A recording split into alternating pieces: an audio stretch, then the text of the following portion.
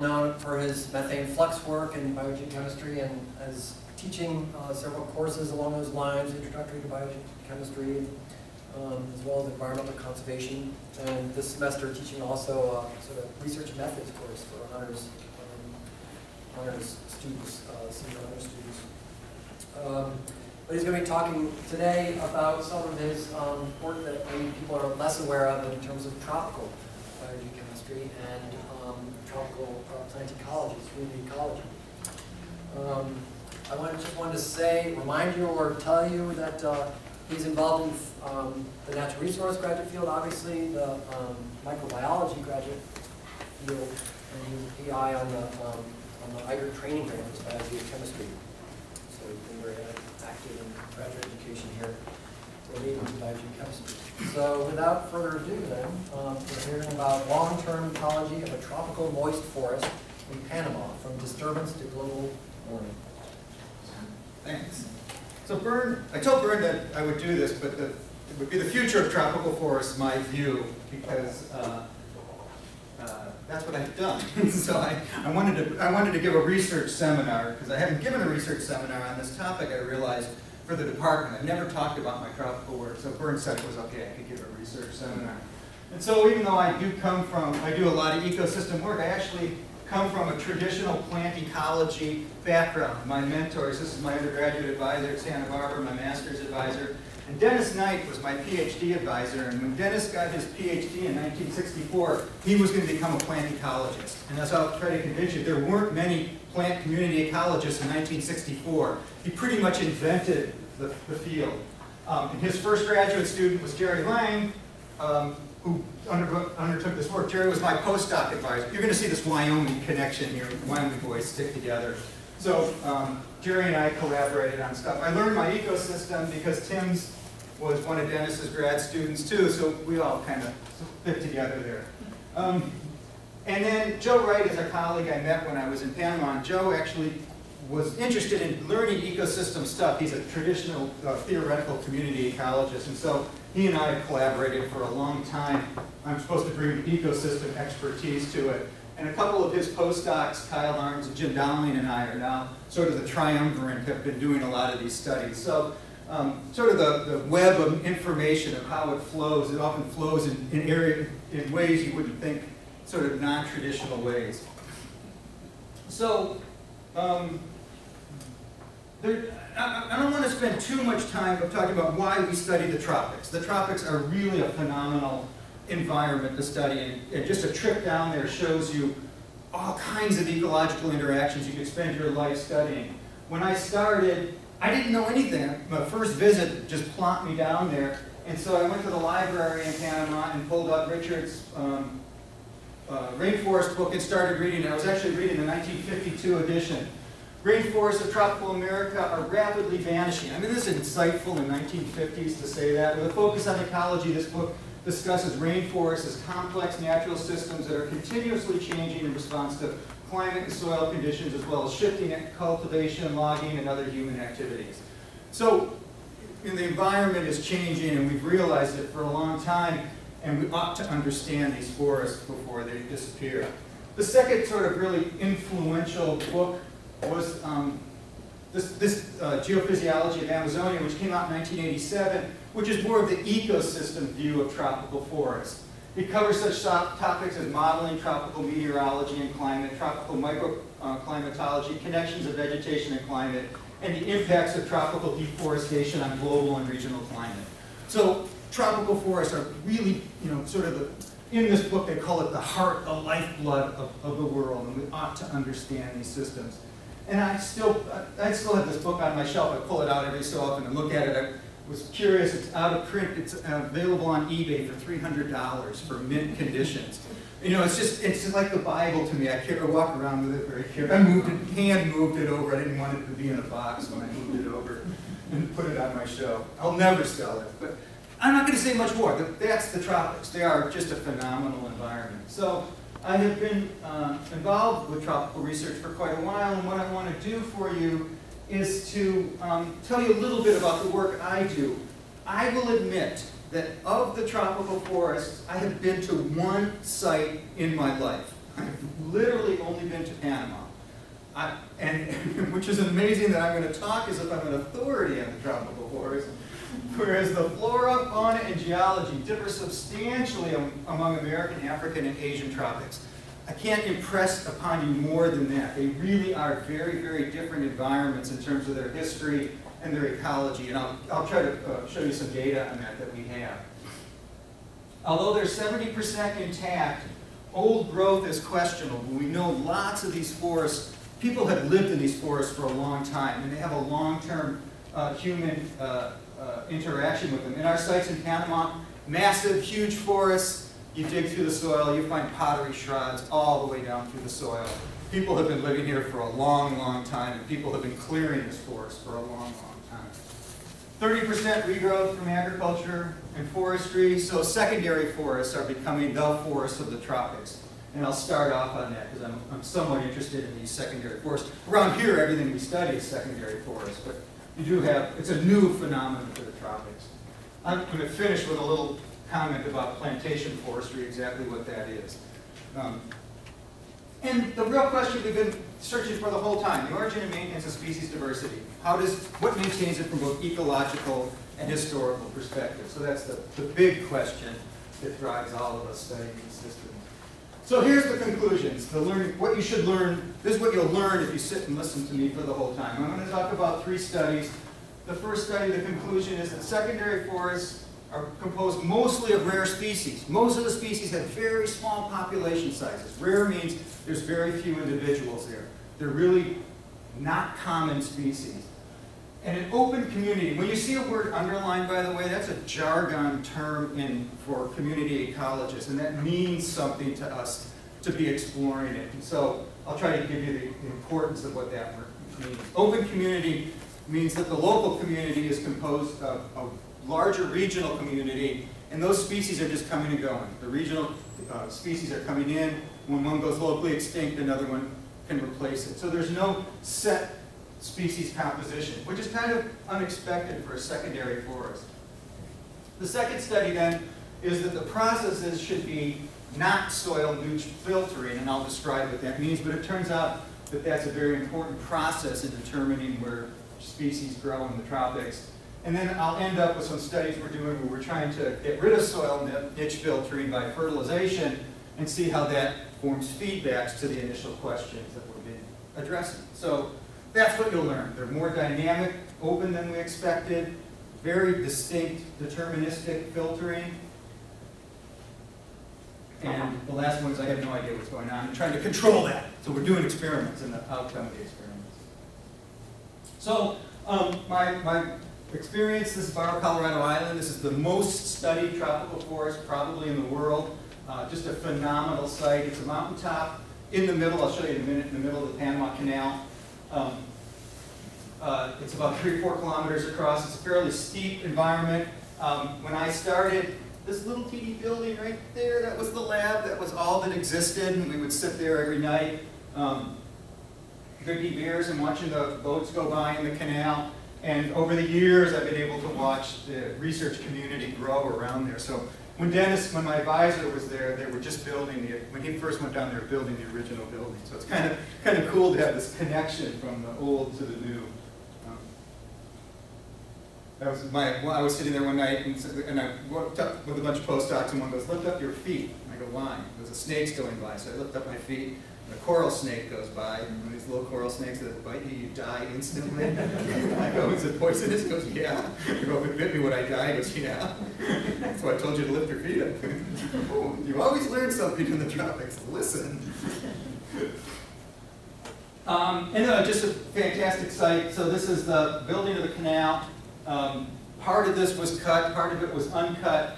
This is Lindbergh flying over the Canal Zone in 1928 taken.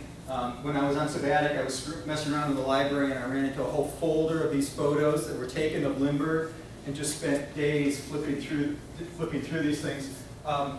This is part of our study site, so we know part of our study site was cleared, had some cleared forest, but had some old intact forest on it. And so I've got a whole chrono sequence of sites in the Canal Zone that I know exactly the history of them, because a lot of them from original aerial photographs. The cleared areas were cleared for sugarcane plantation to make rum for the canal workers. So as I said, BCI is in the middle of the Canal Zone. So it's surrounded by fresh water, and it's a mountaintop. It's about 3 or 4 kilometers across, fairly nice. And I've been studying a little area out here, which was secondary forest. So this was cleared in 1960. It was cleared. It was about 60 years old in 1963 when my advisor Dennis set up the study there. It was intact. There were no disturbances in it. It looked like a nice little site. He and Jerry didn't know what to do on this site. You know, they just found this site and they decided to study it. There was no precedent of how you did tropical plant ecology at the time. So what they did was they censused all the trees in the plot. They counted every single tree and mapped it to its location, everything greater than an inch DBH. They did it in '68.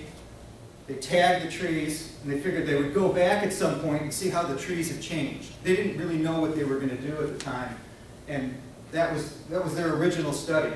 When we went back in '78, there were massive changes that had occurred, and then they realized they ought to revisit it. And I went down in '85 with them for the first time, and I remapped it with them in '85, and then I just was captivated from the very first visit, and they were both gone on to other things, and so they gave me the data set. And so I had it remapped in 2000, and it's being remapped right now in 2011. So, you know, pretty impressive. It's a small plot, but a pretty impressive understanding of individuals, the demography, the life histories of every individual in the plot, of every species in the plot.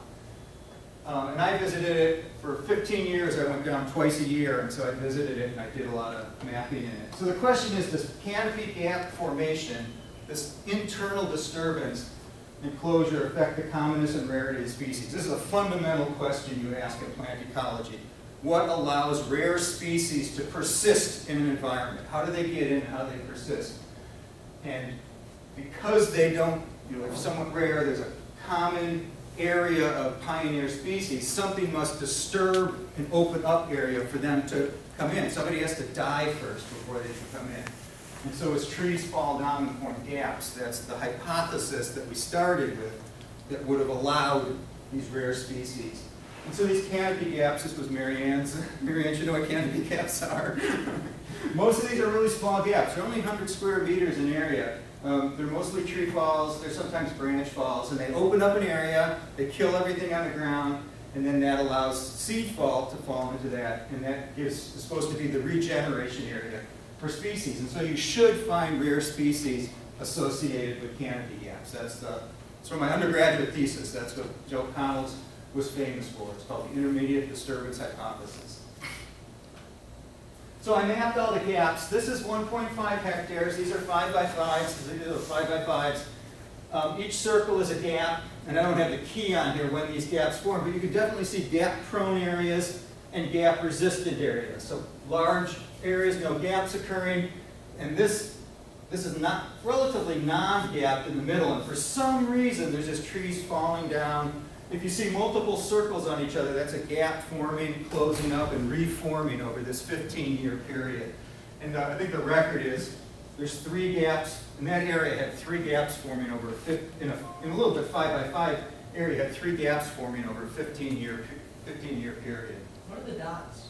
The dots are because this was made before there were color coding to publish papers, and so you had to use lines around it. I had to come up with 15 different lines. And so I used solid lines, dotted lines, dotted lines, solid, dotted, solid. And finally, I finally got to, holy shit, no one's used that one in a while. John Battles and I, you guys remember, John Battles and I must have spent probably a whole year just making this diagram. This was before GIS, by the way. John Battles was a grad student around here. Oh, so 15 is 50% of the 5 by 5s are an edge of the gap. 23%, quarter of the plot now, is disturbed by gaps, and 11% had multiple gaps in it. So I'll run through some of the data. Some things are really interesting here. You might not be overly impressed, but I will try to impress you. One just the density, the number of individuals in the plot in 1968 to 2000 has declined. So it's thinning out. The density is getting less. There's opening space up. Well, we didn't expect that, first of all. I mean, plots do self-thin, but that should have occurred long before 60 years ago. It shouldn't still be occurring. It should have reached a density that wasn't changing. And it just keeps going down and down and down. And I'll comment about that. It's happening all over the tropics. Individuals are basically dying and not recruiting as fast. So I'm going to end on that. In this 1.5 hectare, there's 142 species that stayed constant. So we've reached an equilibrium number of species. But if you think about it, the diversity has actually gone up. So the diversity per number of stems, because the number of species stays the same, it's actually become more diverse. Any individual stem is likely to be a different species when you have less stems out there. And these rare species, so these have 1%, less than 1% of the relative density. So there's 20 common species out there, and then everyone else is just these relatively rare species. And a large number, so that stays the same. So rare species really are the character for the stand. I didn't expect that in a 60 to 80-year-old stand. I won't go into much detail. I don't have the statistics, and just there's no gap effect. So there's no gap association. The density is the same. Whether there's a gap there, there's about 5. These are per 5 by 5 meter squares. It's about the same number of individuals, whether it's a gap or no gap, and the number of species is the same, whether it's gap or no gap. So that gap phase intermediate disturbance is not working. There's other hypotheses of why those rare species are there. But what's really interesting, of the original 120 rare species in the plot, the original 120, 70 disappeared in 15 years and were replaced by 68 new rare species. So that means, and of the original stems, 94% of the stems of rare species had died. So there's essentially complete recruitment of the original cohort of rare species has disappeared and been replaced by new ones, and many of those new species. So this is where this open community concept comes from. The number of species is constant, but the players just keep changing. So there must be a regional pool of species that are feeding species into this plot. And that doesn't happen around here very often. It's much more common in the tropics. It's common in old growth forests. To find it in a regenerating secondary forest was unexpected. We didn't think that that was going to happen. So that was the first astounding conclusion that we never expected. And the recruits are occurring at the same percentage that it occurs. So no gap areas, 52%, 50% of the recruits are in no gap areas, and it just 22% is in one gap and 22% of the recruits. So there's no selection for gap, non-gap area. I just like made a map I just was wasting time one day, so on Excel. So I put all the individuals of rare species, and you can see that they don't map particularly on a gap, no gap. I have to get Cooch to give me how to do the statistics to test that. I haven't done the statistics yet, but you can eyeball it. See, I love statistics, right? You can eyeball it, and then say, there's no relationship there. So these guys are coming in, they're going out, but they're not. Disturbance, local disturbance, isn't what's controlling them. So there must be some other explanation. Joe, are you willing to entertain? Yeah, oh yeah. There must be a lot of scale things to that happen. Yes. So obviously, if you look at a much larger area, you see less of this turnover. Can you quantify how much of that is just a scale effect? Or? There's a scale. I thought you were going to say scale effect also within the plot. I'm doing it on 5 by 5 meter plots. If I did it by 10 by 10 meters, or if I grouped them into 20 by 20 meters, you might actually get a different pattern, because you would get, pure gap areas, no gap areas in different proportions. It turns out that your question, though, is absolutely true. So they're all over Panama. The same thing is happening. It's an open community all through Panama. So rare species are going out to different parts of the island, all over. And that is a truism. So this turnover of rare species implies a meta-community. We know without a doubt that that's occurred throughout the whole isthmus and occurring throughout the whole area. And person who figured that out was Steve Hubble. And so Steve Hubble wrote a book that should be happening. And the book is the Unified Unified Theory of Biodiversity and Biogeography. And so Hubble wrote it for another part of the island, but actually our plot preceded the study that he did. He got the idea from us. No, I'm just kidding. Hubble did it for a large part of the island, which I'll show you, but the data are the same for the small plot that we studied. This meta-community idea. Versus the idea that species are deterministic. They have a very specific place in the community, and they only can come into very specific places. And that's the niche debate. So this so-called neutral niche is a very debate that's relatively relevant. It's hard to think of what a plant niche would be, plant tree niche would be in a forest. You know, they all need the same nutrients and the same light and the same water. So it's kind of hard to argue that they really do have these roles, rather this meta-community or open or just so-called dispersal limitation should really be applied if you think about it. So Kyle and Jim Dowling and I decided to test that idea, whether it's neutral or niche, using a much greater array of sites. And so this is the site. This is now the standardized sites worldwide for tropical research that all conform to the exact same methods. So Panama was the first site that developed all these ways of monitoring forests and soils, et cetera, and that knowledge permeated throughout most of the world's forests. So the Smithsonian keeps track of it through the Center for Tropical Forest Science, but that did start in Panama. My job was to design the soil sampling study for this network of sites, which I'll describe to you in a minute here. We haven't used all the sites. We've used some I've seen lots of soils from sites. We used a lot of the sites in Thailand. We've used some of the Malaysian and Indonesian sites. We've done some in the Indian sites, and we've done a lot in the South America sites. Unfortunately, we haven't done as much in Africa as we should. As you can see, some of these sites are not tropical, such as Halliburton, which is in northern Ontario, but they're applying the exact same methods for forest analysis.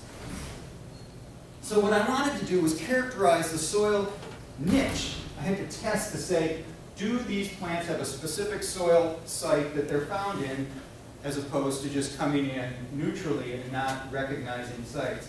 And so this is kind of, you advertise to everybody, you know what you're talking about, and then they put you in charge, and then you kind of go, shit, I don't know what I'm talking about. I said, I'm soil scientist, I know what I'm talking about. So they said, well, design a study.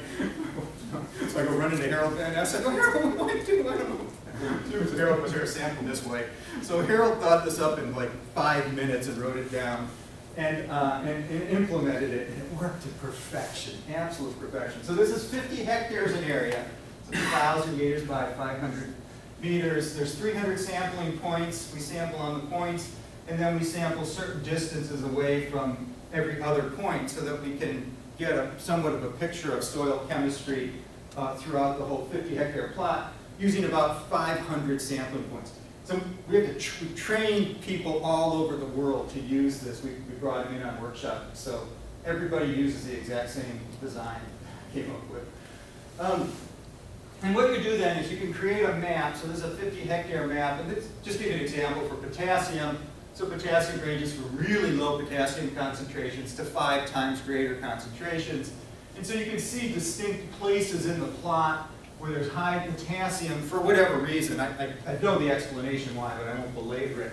The lines are contour lines of elevation, so we have elevation changes in the plot.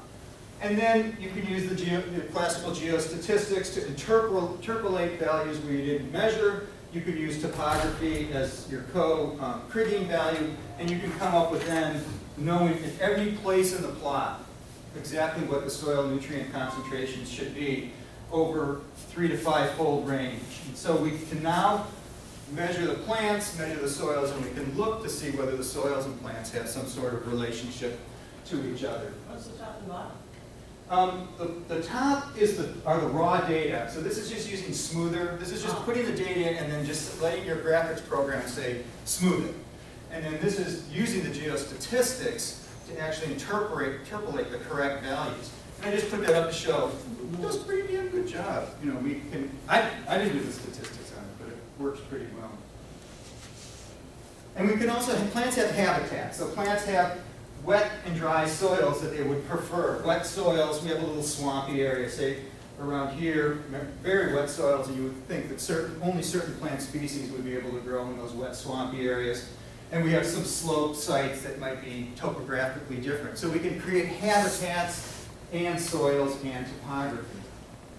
Now, I won't belabor this point. This gets a little bit complicated. This is the combined soil. Just use this site. This is in Yasuní, which is in Ecuador. This is just the combined soil chemistry map. So the white would be nutrient-rich places. The green would be nutrient-poor places. Laid out in a 50 by 50 hectare.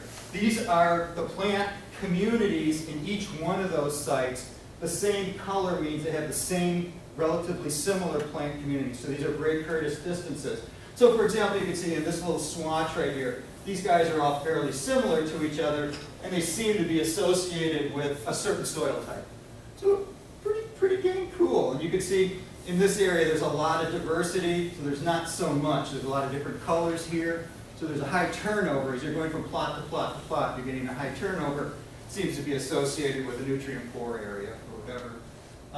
Paso is in one of the Malaysian sites, I think. And you can see that big blob of high nutrient availability, and that permeates out throughout the whole plot. Now the statistics for this are beyond me. So this is distance-based canonical redundancy analysis. I could not even begin to explain how you come up with the correlation of it.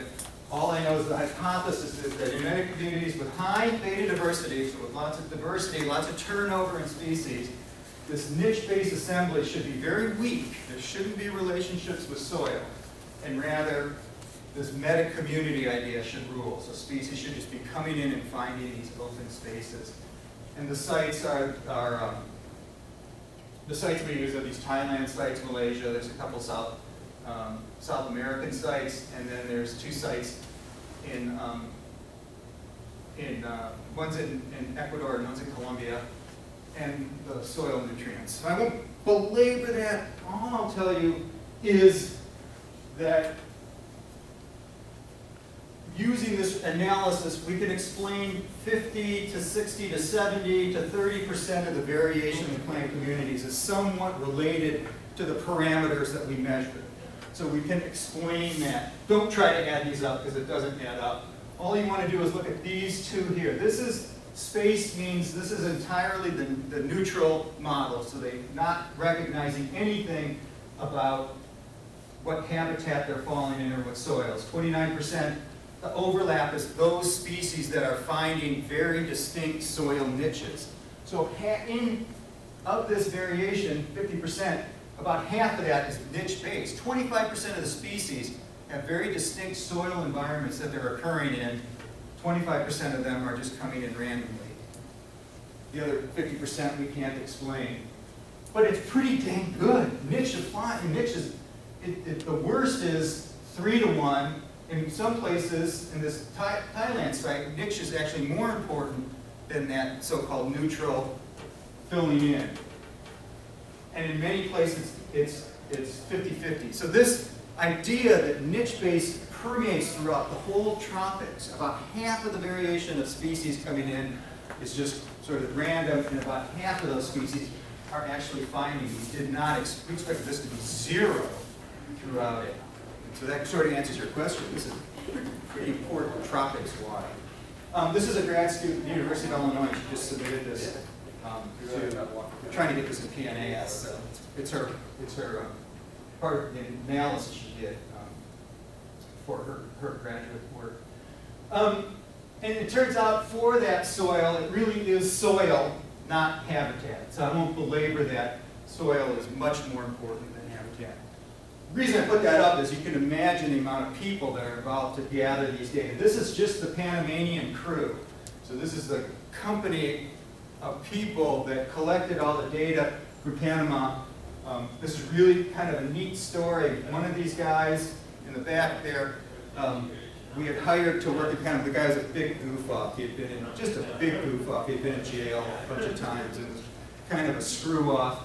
And he wasn't working very hard, and we had him out in the field just to help us lug stuff around. Somebody had a portion of a leaf, and they couldn't identify it. And he looked at it and he said, it's blah, blah, blah. And it turns out it was right. We started scooping up leaves and showing him, and he identified every leaf. It turns out the guy's a botanical genius. He knew every single species in the forest. And he's now he owns the company. He got all these guys together and formed a company, and we hired them to do the censuses of the plot. And he's a respectable citizen now with 20-some employees, running his own business. Just fantastic. And Rick Condit back there is the American who kind of keeps an eye on them. But it's really kind of a cool story of just finding these guys who, just botanical geniuses. He can identify anything. So was it because he'd studied or just knew it from being Just there? knew it from his grandfather, father. No education. Cool. Yeah, high school education in Panama. High school education in Panama is about a kindergarten education in the United States.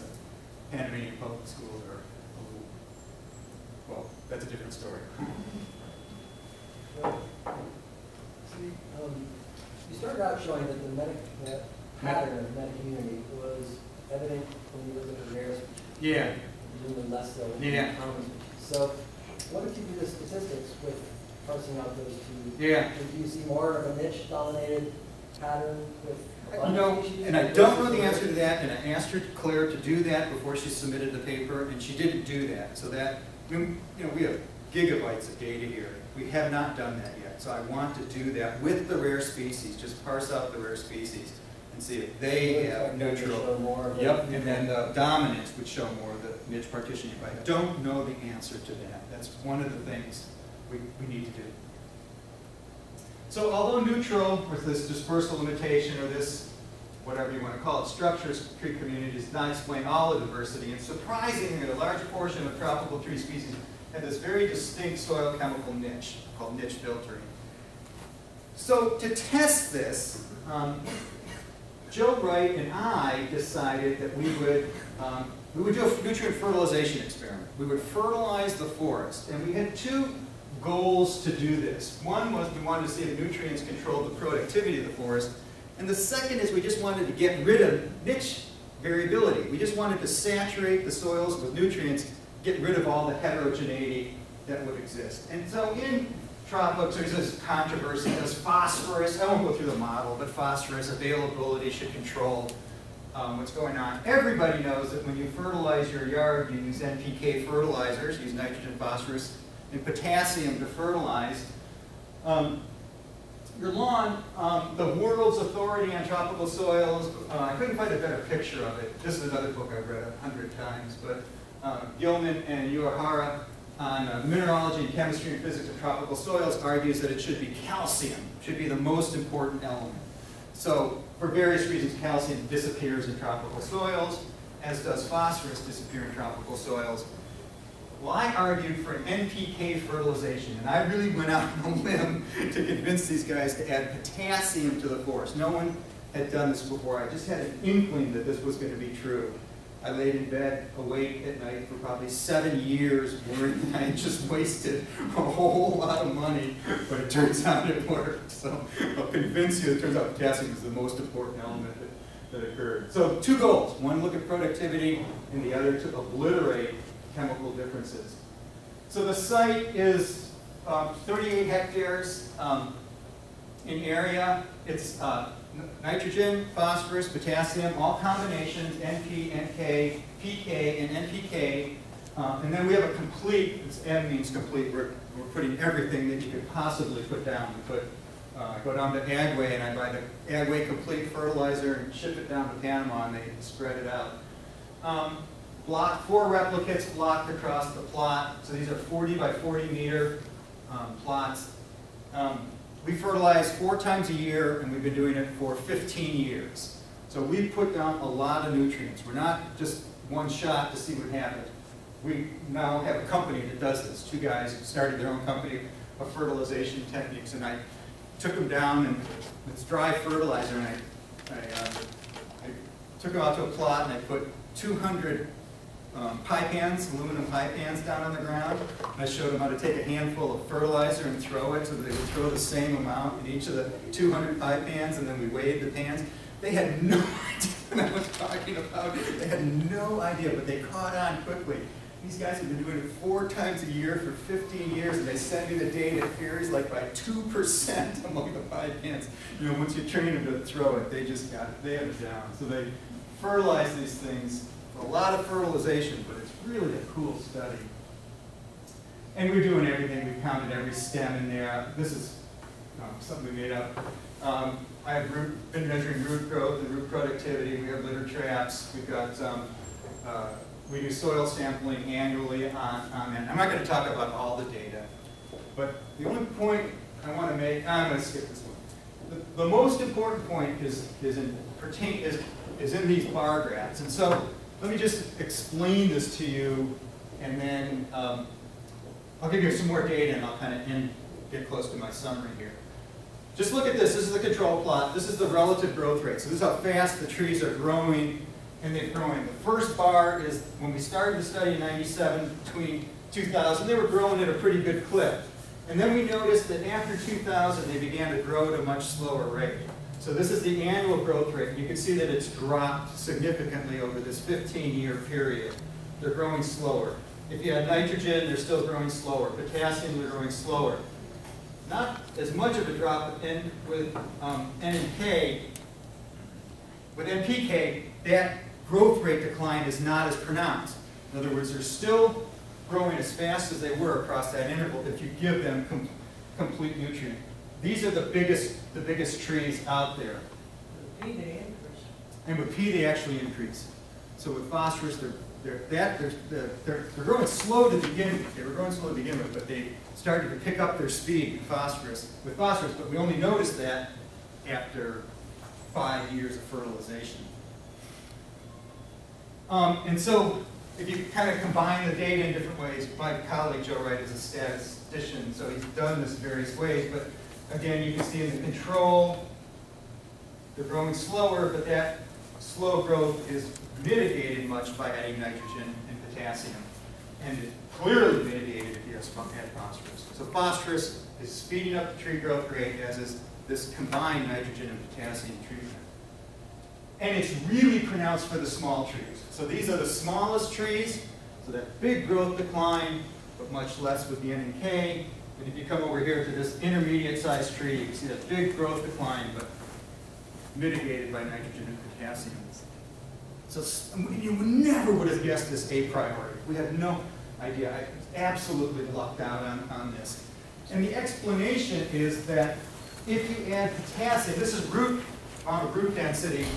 This is root density with nitrogen, phosphorus, potassium. But if you add, whether you want to do it as this stack as 100% bar or the actual bars are, but the trees only make it to about 27 degrees centigrade. As you get above that, you lose tree cover. Most tropical forests, luckily, are in the 25 to 26 degree range, but think about it, increasing 1 degree centigrade, you're basically pushing forests over the edge, tropical forests over the edge. So in BCI, where they've been measuring temperature, as I said, in the understory of the forest, understory around the forest has gone from 22 to 24 degrees centigrade, so 2 degree temperature change over the, since 1970, since it's been monitored. But above the canopy, the tops of those trees are really under temperature stress. The top of the canopy is already above temperature, average temperature is above 30 to 31 degrees. So the tops of the trees are basically dying. You have to be in the understory to survive.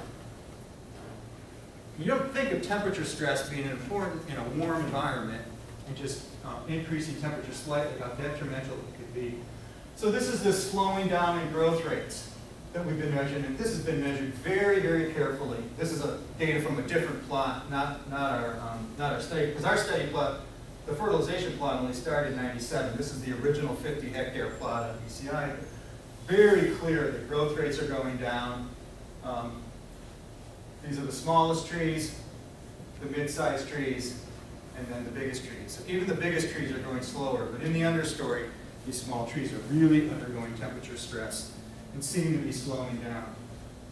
On the other hand, vininess is increasing. So this has been noticed throughout these sites as these trees are dying, liana species are growing.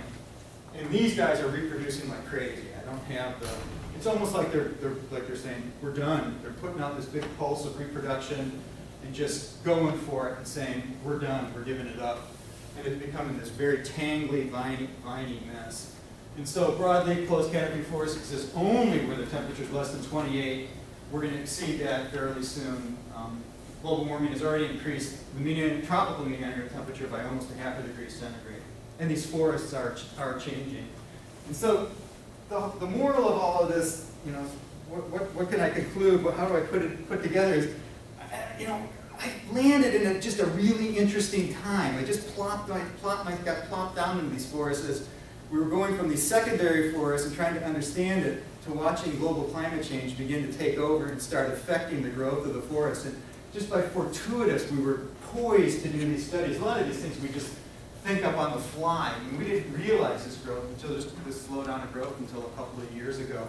And so this is our big thing is trying to figure out exactly, is it temperature or is it something else that might be controlling it? And we've done lots and lots of experiments. We've irrigated it, we've watered it. That doesn't control productivity at all. They're really temperature sensitive. And the last thing I have to end up with, I have to put this up with a soy. A gorgeous picture. This is Brazil. And this is the Brazilian solution to the world. It's just cut down all the damn trees. So these are high-yield eucalyptus trees. These grow 70 meters in 7 years. You go 10 meters in a year, that's 30 feet. That's 3 times the size of your house in 1 year. These are harvestable timber. 70-meter tall trees are harvestable every 10-year rotation. And just massive swaths of Brazil are being converted over this for the insatiable timber demands of the world. I've never been down to see these, but my colleague Kyle says as you drive through them, they are biological deserts. He said, if you ever want silent spring, you don't hear nothing in these things. They're just amazing. So is this what we've become? This is what we've done. We don't understand the forest, so let's just cut it down and turn it into high-yield eucalyptus trees. So there's a tour of tropical forests. Everything I know, what is that, 22 years of knowledge condensed down to 47 minutes. So I'm done. Thanks.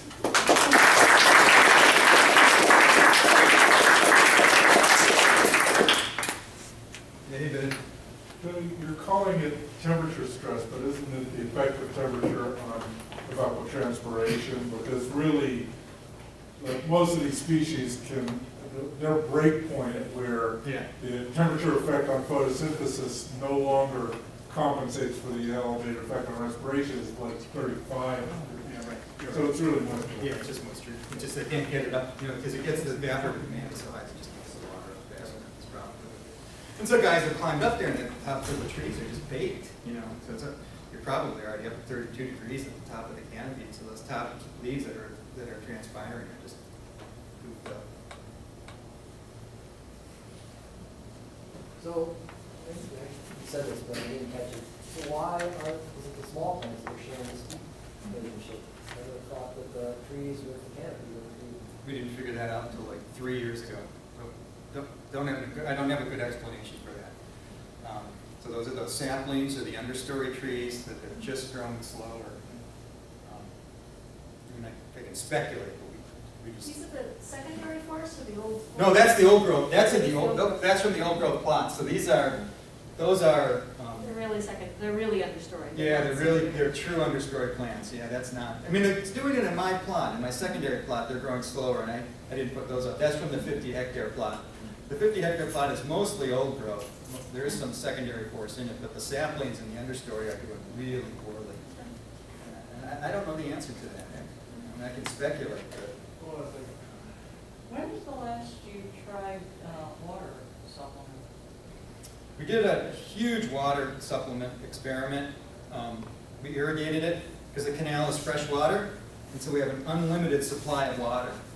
And so we designed an irrigation system in 2.5 hectare plots, and we irrigated it all during the day during the dry season, and so we doubled about the moisture that they get. And the little things on the ground grew really well. They loved the water. Some of the saplings responded to the water, and some of them didn't, and none of the canopy trees responded to enhanced Well, water. the canopy trees you can understand because Yeah, it is, exactly. as you said, getting it up there. Exactly right. But when did you do the last irrigation, or is it continuing? Oh, no, the irrigation experiment ran from 85 to 90, and then we dismantled it. Yeah, so we did it for the first 5 years. Yeah, I'm wondering if you can partition it Yeah. out. People you know, have done 85 to 2011 or 2010 So- is a long time in terms of, Yeah. climate So- change. So people have done some irrigation experiments since then, and I actually have not been kept up on all the literature that's been done on BCI, and they have found, I was going to go back and see if they found the same thing that Joe Wright found when we did it in 85 to 90, but there is still all kinds of drought stress that occurs in the small growing guys. I don't think anyone's done it at the scale that we did, so that the whole forest was irrigated. Well, you figure that it's the small guys that don't have their roots as deep, Yeah. nor as widespread. Yeah. So Joe, I've always been fascinated with death, tree death. And, I think My favorite part too. there's a heck of a lot of data out there. But I kept thinking the flux over space and time with an individual species, do you do any correlation of mortality? Saying, do the trees, do certain species die quicker in certain nutrient or water areas? I don't know the answer to that. And again, it's in the database, and I just have not been able to tear it apart. But I do want to. We have recruitment, so I know exactly where they recruit. But I also have mortality because I have every stem tagged, and so I can tell for every stem that dies, I can tell you exactly the niche that it's occurring in. So the data are there. I just haven't looked at it. Because one of the hypotheses that Yeah. I operate under is that when you alter the nutrient environment, you're altering the secondary chemistry. Right. From the defense. Or they grow themselves to death. So turns out the theory of nutrient of fertilization let me just end on this one thing. There should be an administrator here. This is the value of a sabbatical. This is what you learn in a sabbatical. So I'm down in Panama on sabbatical, and one day I decided I'm not going to do anything. I'm just going to go to the library and I'm going to flip through journals. I'm going to do it the old-fashioned way. I'm not going to do anything. And so I'm flipping through Forestry Chronicles, just flipping through papers, and I'm sitting there all by myself, and I come across this paper by Hugh Miller from Aberdeen, on the theory of nutrient fertilization in tree growth. I have never seen this paper cited, ever. And I'm looking at it and I'm reading and going, holy cow, the answer to everything I've ever asked is in this paper. I'm looking through it and exactly that hits. You increase the fertilization on a young tree, you increase it, they grow faster, and so they reach their new growth at a younger age. But if they're already dying and you fertilize them, they'll die faster. They'll fall over faster because you just shorten the time until they fall over and die.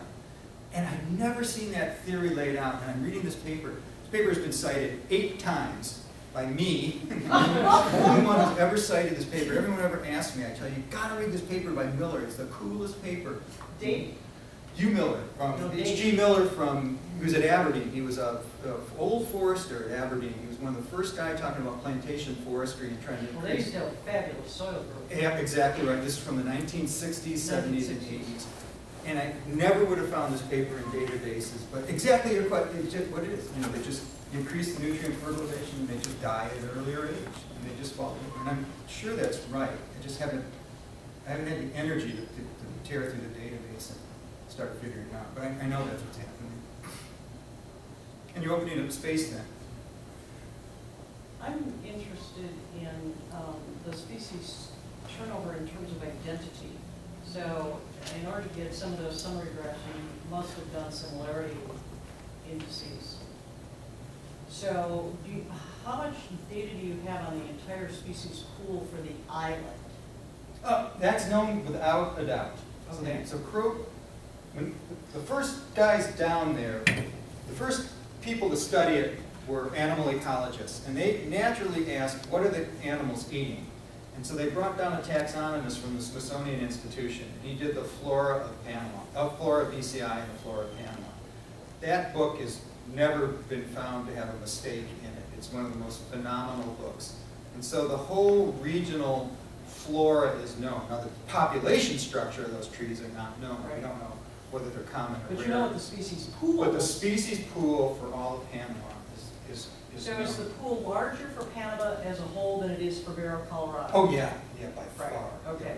Yeah. And then the turnover that you're seeing in your plots, is it smaller still than the whole Barrow, Colorado Yes. pool? I would suspect it. Oh, yeah, I know the answer to that is true. Yes. Okay. And then the turnover within your plot are the same species just moving around? No, they're going locally extinct. So I know No, that's. I mean, the ones that are not going extinct, yeah, you showed. Oh, are they those moving down. around? Or Actually, they, I guess what I'm I don't asking know is, are that. they drawing on a larger pool? yeah, I don't. Yeah, I'd have to go look at the recruits of those that didn't disappear from the plot and see where the recruits are. And I haven't done that yet. Yeah. Yeah. Oh, I know how to do it, but I just haven't done yeah, because the species identity thing is always fascinating. it. Yeah. And there's, everyone's into traits now, but we don't know what, all we know are the names. The taxonomy's done for every species. We know their names. We don't know anything about the ecology. We don't know the population sizes. There's one tree there's one tree in the fertilization plot. It's the tallest tree in the plot. It just towers. It's one of these big emergents. It's like 75 meters tall. And it's in Croak's book as saying there's one individual in Panama. And that's all he said. He goes, I saw one in Panama. He doesn't say where it is. It turns out it's in our fertilization plot. How does it, what does it do for reproduction? What's it making all this pollen? Where's the other one? I mean, the other one's in Costa Rica. He said, no, that its wife is in Costa Rica. I had no idea. So, It must occur somewhere in Panama, I if it's guess. in your plot, it can't be the one individual that he saw back when, because he was back there before 1960 when yours. Oh, no, this tree must be 100, 250 years Oh, old. okay. It's So a it might huge- be the tree Yeah, you it might be saw. the tree. It's huge. I mean, it's a massive. And now you fertilize it and it's gonna die soon. No, it's not in. It's in the interspaces between. It's not in one of the fertilization plots. Yeah, we didn't fertilize it. It's one of the big cotton trees, the kapok trees that you run. What's the forestry demand on the forests of Panama as a whole? None. Panama is an interesting country. Panama, so there's first world countries, there's third world countries. Panama's a second world country. Panama has a bustling economy. About most of the shrimp that you eat is coming from fish farms in Panama. They have industrial So that agriculture. the mangroves are all gone. Yeah, that's all been done. It's all, most of the flowers that you buy in the stores are all grown up in the highlands of Panama. There's a huge export. There's planes flying in every day. So the forests are long gone. No, the forests are in good shape. The forests are in very good shape. They're very good about reusing the land that was opened up. And so they're not deforesting. Basically in Panama, so Panama runs east-west. Everyone thinks it runs north-south, but it runs east and west. The Pacific slope has been used heavily, and there's a lot of deforestation on the Pacific. The Caribbean slope is just miserable. It's the mosquito coast.